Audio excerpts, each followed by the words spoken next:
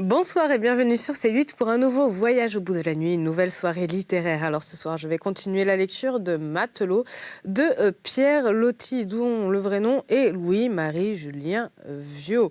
Né le 14 janvier 1850 à Rochefort et mort le 10 juin 1923 à Hendaye. C'est un écrivain français et officier de marine français. La plupart de ses œuvres est d'inspiration autobiographique. Chardonne, autre écrivain charentais qui participa le 3 mai 1966 à une émission sur Loti, eut sur lui ce mot qui peut résumer son existence.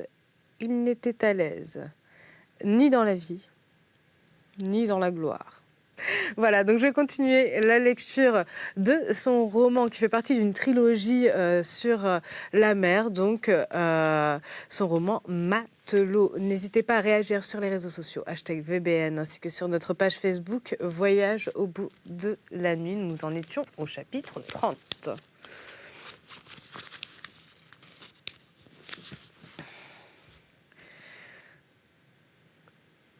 Dans ce nouveau port, le jour de son arrivée, on l'informa d'un quartier-maître, rentré depuis la veille à la caserne, avait plus de droit que lui et prendrait sa place sur le bateau sénégalais.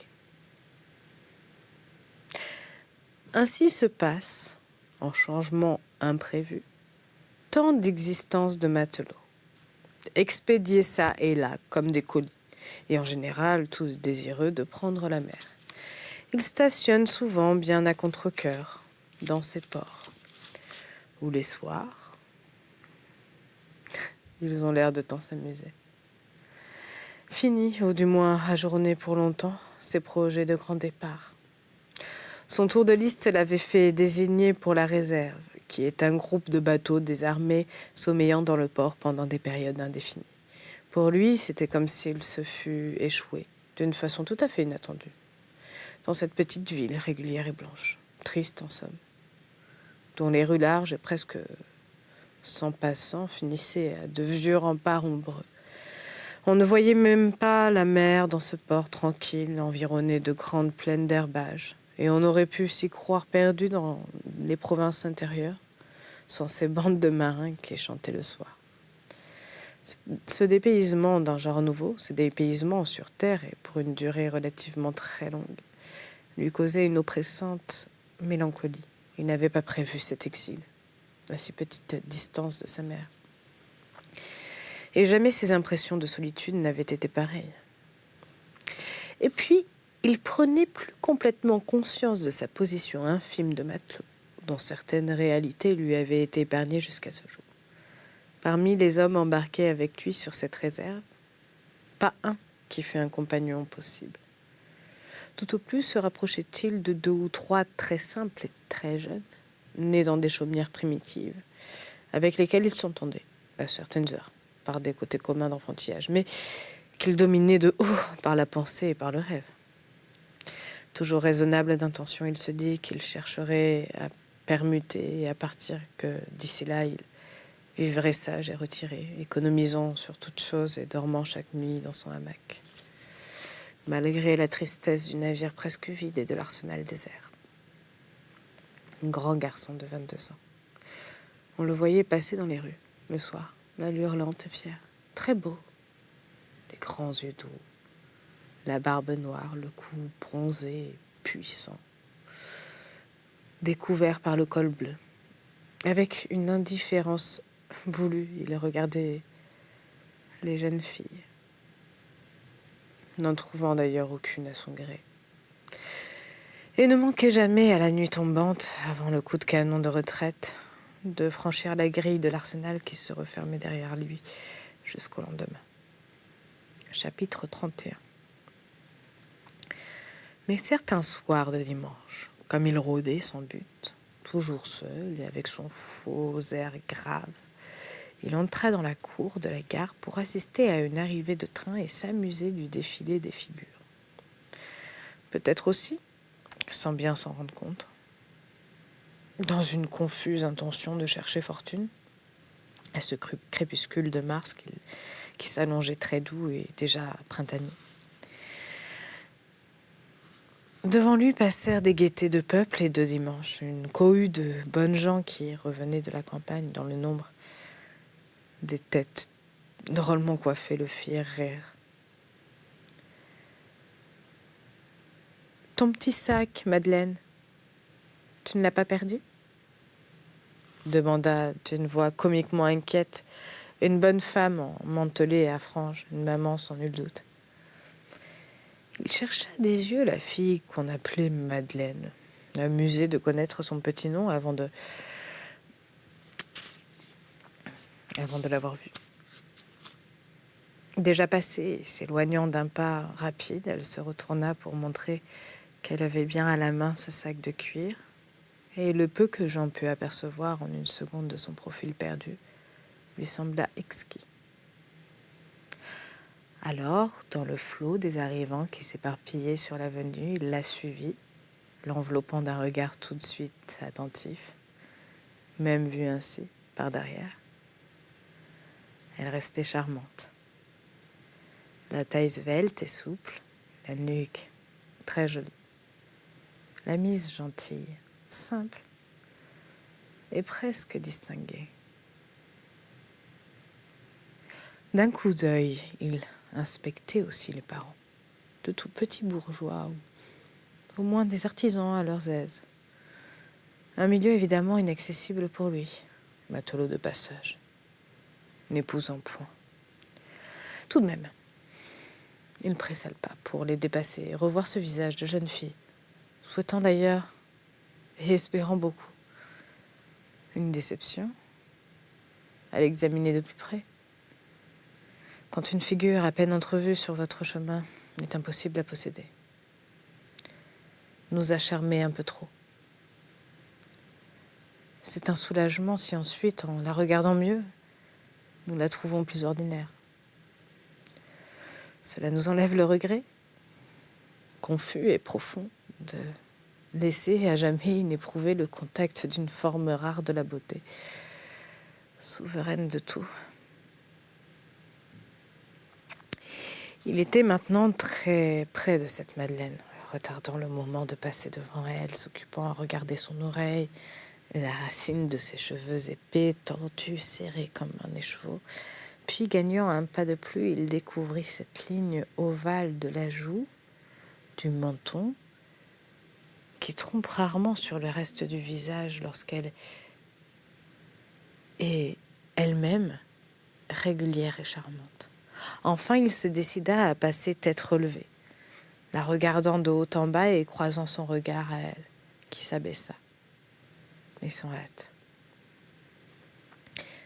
Et il se sentit troublé, car hélas, elle était délicieuse, de grands yeux roux, très enfoncés, un peu sombres, qui fronçaient, l'air d'avoir une volonté et une pensée. Le profil droit, le menton un peu avancé, mais d'une irréprochable pureté de contour. Dans cette figure, ce qu'il y avait de rare et d'attirant tout de suite, c'était une simplicité absolue de lignes et de couleurs. Les traits semblaient avoir été moulés par une main sobre et sûre d'elle-même, désireuse d'indiquer une forme noble avec le moins de détails possible. Les courbes à la fois inésitantes et douces, des joues et du cou, paraissaient être venues d'un seul jet, sans qu'une retouche eût été nécessaire. On avait ensuite laissé tout d'une uniforme pâleur rosée d'hortensia, qui devait être la nuance même de cette pâte transparente dans laquelle la tête avait été coulée. De plus, le blond de ses cheveux, atténué de cendre, complétait une harmonie de teintes discrètes, distinguées, comme lointaines, et le calme presque irréel de l'ensemble faisait ressortir la vie de ses yeux roux qui brillaient, tout jeunes et volontaires dans leur retrait profond, sous le froncement des longs sourcils. Elle se mit à marcher plus doucement pour se laisser dépasser à son tour et la revoir encore. Les parents aussi. Il les examina mieux cette fois. Le père, la mère, et probablement quelques vieilles tantes de bonne figure saine, qui avaient pu être jolies dans leur temps. Et comme cela avait l'air honnête, tout ce monde, il eut une hésitation à poursuivre et un remords, comme si sa poursuite eût pu être pernicieuse pour elle. Cependant, il continua de les surveiller, mais avec discrétion, de très loin, à la nuit tombante, afin d'au moins savoir où il demeurait et de ne pas perdre à tout jamais la trace de cette Madeleine.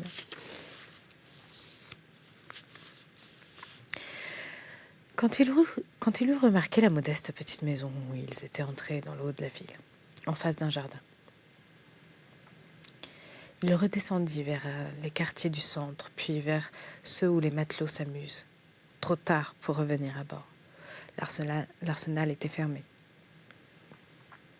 Alors, pour se changer le cours de ses idées, il entra dans un estaminet, chercher facile conquête. Mais le lendemain, il s'aperçut avec étonnement que quelque chose de lui-même s'était accroché à cette jolie figure incolore et à ses jeunes yeux, à cause d'elle. À peine entrevue, il ne sentait plus ni sa solitude dans le port, ni le calme oppressant de la petite ville, ni l'enserrement des vieux remparts. C'était déjà le délicieux mirage d'amour qui transforme toutes les choses présentes et efface toutes les choses passées. À la tombée de la nuit, dès qu'il fut libre, il retourna du côté de sa maison pour essayer de la revoir. Et précisément, elle arrivait aussi, comme s'il l'eût appelée. Il trembla en la reconnaissant. Elle rentrait seule, un peu en hâte, tenant à la main ce même petit sac de cuir qui avait été cause de tout. Elle était gantée, convenablement, et sa mise encore plus simple que celle d'hier, conservait je ne sais quoi de très comme il faut et de très gentil. Elle revenait de travailler, cela se voyait bien. Donc elle n'était qu'une petite ouvrière, rentrant sans doute chaque soir à la même heure sans être accompagnée, ce qui facilitait tant les choses. À son regard, qui se détourna trop vite, il comprit qu'elle l'avait remarqué la veille et qu'elle était gênée de le rencontrer encore sur son chemin. Tous ses projets de rester à bord s'en étaient allés au vent. Le soir même, il loua en ville une petite chambre de matelot, au-dessus d'un café toujours désert, dans une rue plantée de tilleuls avoisinant l'arsenal. Pour calmer sa conscience, il se dit qu'il apporterait là ses cahiers de mathématiques et travaillerait chaque soir, plus facilement que sur ces vieux navires, où les fanaux grillés n'éclairaient pas. Jamais encore il ne s'était trouvé ainsi à terre, habitant seul dans une chambre, en grand jeune homme libre, et la nouveauté de cette installation subite tantôt lui causait une mélancolie, tantôt l'amusait comme un enfant. Et il repensait à elle, charmé de connaître son nom de Madeleine, ce qui déjà la rapprochait un peu de lui. Chapitre 32. 2 jours après, par un tout petit garçon, dont l'aspect ne pouvait inspirer de méfiance, il lui avait fait remettre un billet, une note, un petit message, le soir, dans la rue, comme elle sortait de son atelier de couturière. Entre guillemets. Mademoiselle Madeleine. Quelqu'un que vous avez déjà vu 3 fois et qui s'appelle Jean vous rencontrera tout à l'heure au même endroit qu'hier au soir. Il vous demande en grâce de le laisser vous parler, rien qu'un instant, si personne ne passe. Jean.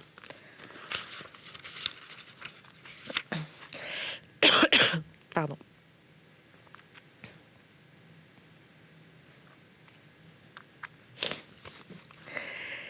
Et il attendait,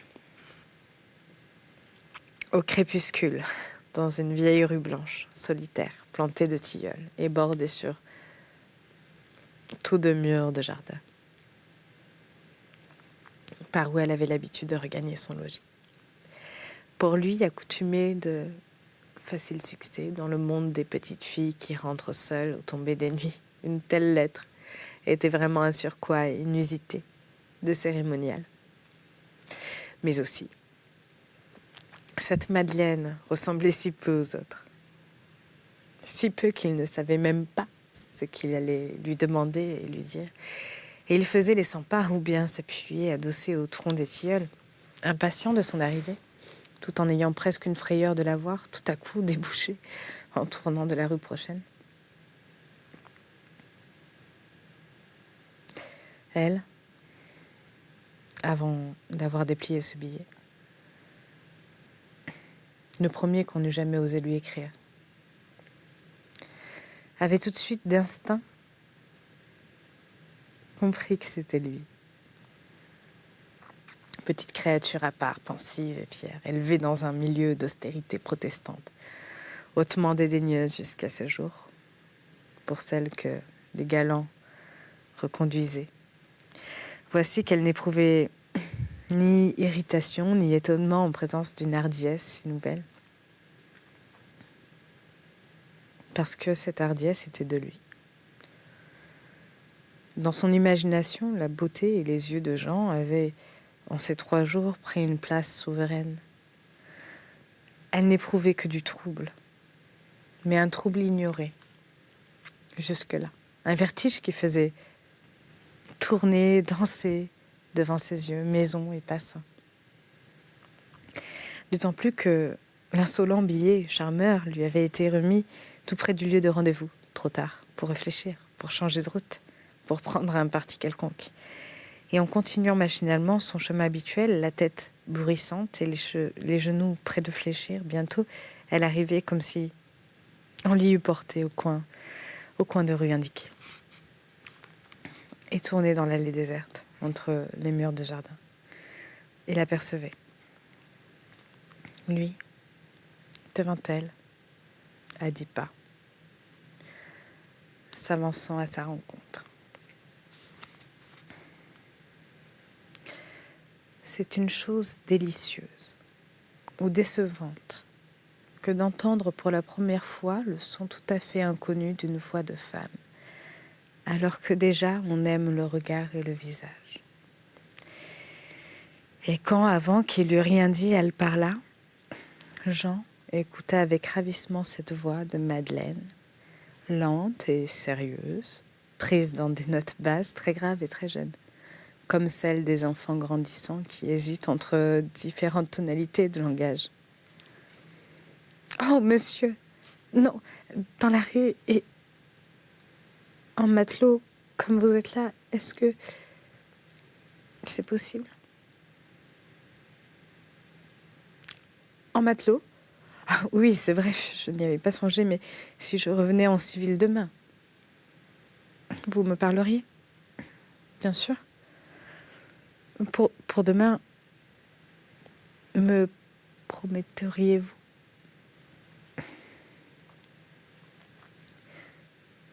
Eh bien, oui, répondit-elle en levant ses yeux roux, ombrés, et les plongeant dans les yeux bleus, aux sourcils de velours noir, qui lui souriait tout joyeux d'espérance, tout enfantin dans cette figure mâle avec une nuance d'effronterie douce et de protection de grand seigneur.